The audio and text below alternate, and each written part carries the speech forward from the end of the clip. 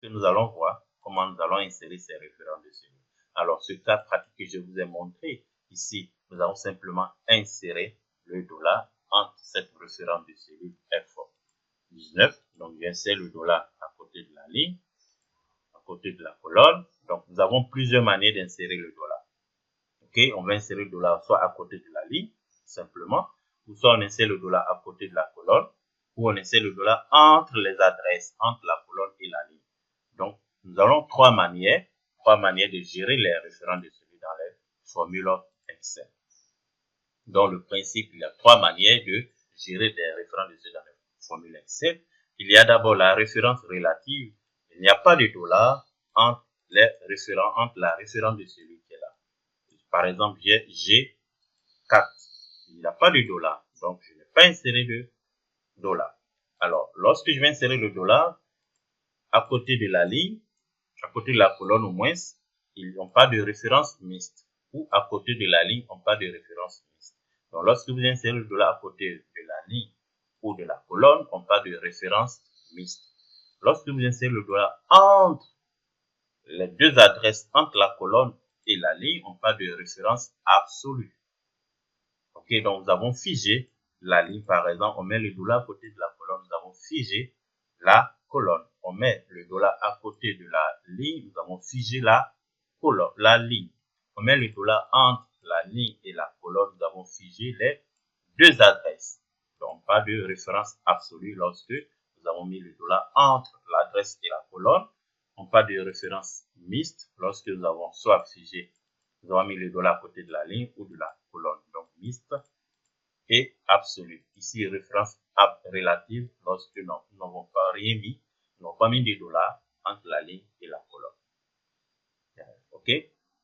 Alors, cela permet de remettre le dollar entre la ligne et la colonne, entre les références de cellules en général, permet de voir comment se comporte la formule lorsque nous copions la formule, lorsque nous avons copié, collé la formule vers d'autres cellules, nous allons voir comment se comportent les références de cellules dans les autres cellules. Il est important aussi, lorsque vous écrivez une formule, vous pouvez dupliquer la formule dans tout le tableau et automatiquement vous avez le résultat. Donc cela nous va permettre de pouvoir jongler entre les références de cellules, le dollar. Et vous pouvez obtenir le dollar dans le clavier, la touche F4 ou FN plus F4. Et on va insérer le dollar à l'intérieur même des formules, les formules même imbriquées. Nous allons voir de façon pratique. Ok? Alors, ici par exemple, j'ai vu l'exemple ici. Alors, lorsque je vais copier la formule, par exemple, je copie la formule que je vais insérer vers les autres cellules. Je fais CTRL-C, CTRL-V pour copier. Voici ce que j'obtiens. Alors, comment se comporte cette formule? La formule qui est là, que j'ai collée dans d'autres cellules. Et regardez comment se comporte. Alors, moi, ici, j'aimerais avoir le montant de la remise. Et le pourcentage de la remise est au niveau de la cellule F19. J'utilise le montant de la vente multiplié par la remise pour avoir le montant de la remise.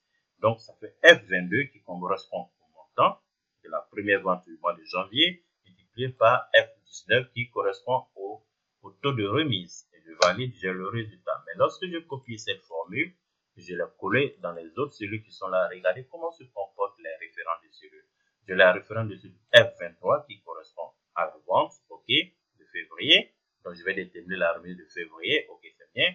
Alors, j'ai la référence F20 qui correspond à quoi? Qui ne correspond pas à la remise. La cellule remise, c'est F19.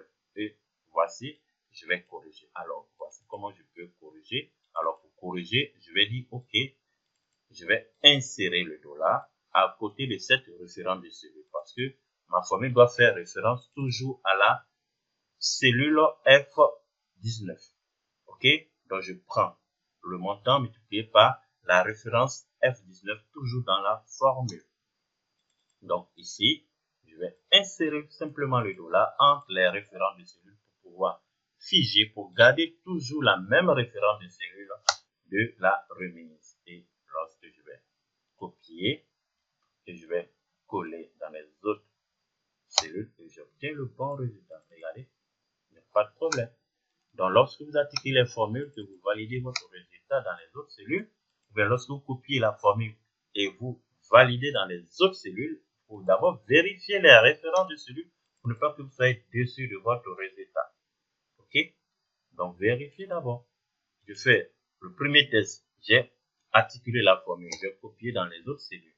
Je vais vérifier les autres cellules. Est-ce que 2 ou 3 cellules pour voir est-ce que ma formule est bien articulée. Si ce n'est pas articulé, je vais corriger cette référence de cellule avec les $.